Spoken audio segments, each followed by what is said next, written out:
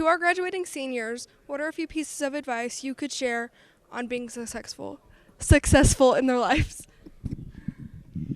The first thing I would say is I hope they won't do what I did. I was absolutely convinced when I was a junior and a senior in high school that I was going to be able to play in the NBA.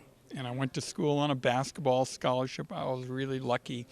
But it was a ridiculous theory that I was going to play in the NBA because I was too small, and I made up for it by being sort of slow, as I said to the students today. And I think, kidding aside, what's important is to try to learn about a wide diversity of subjects and issues and develop interests in a variety of fields. That was not what I did. As I said, I practically had that basketball tethered to my hip, and as a result, when I was a junior and a senior, when I should have been doing a lot of other things in addition to playing basketball, I didn't, and I had to play catch-up ball. So my advice to graduates is just try to find as many interests as you possibly can, learn about a wide variety of subjects, and I think that'll best position you for the future.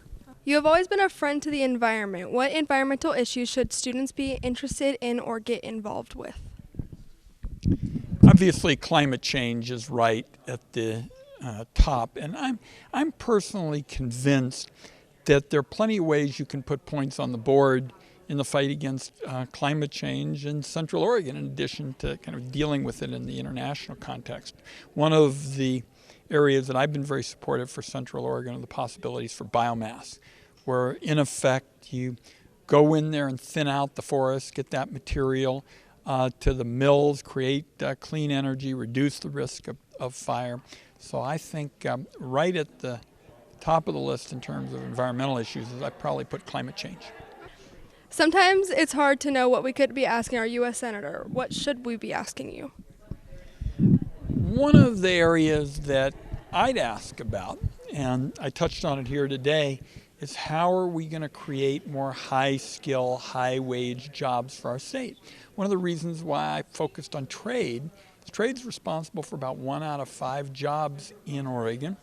I think the world is clamoring for what we make and grow and produce in our state. And most importantly, the evidence shows that the trade jobs pay better than do the non-trade jobs because they often involve a higher value-added kind of a component, an increased level of productivity. So I think that'd probably be one question that I'd focus on. Talk to us about some recent legislation that you pushed forward to help Oregonians.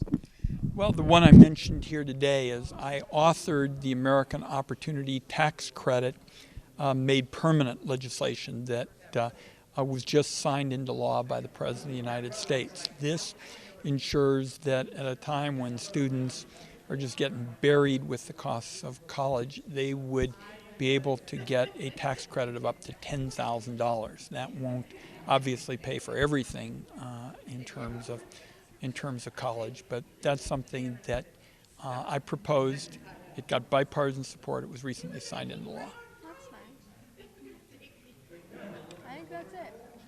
Cool. Yeah. Thank you. Kenzie, you rock.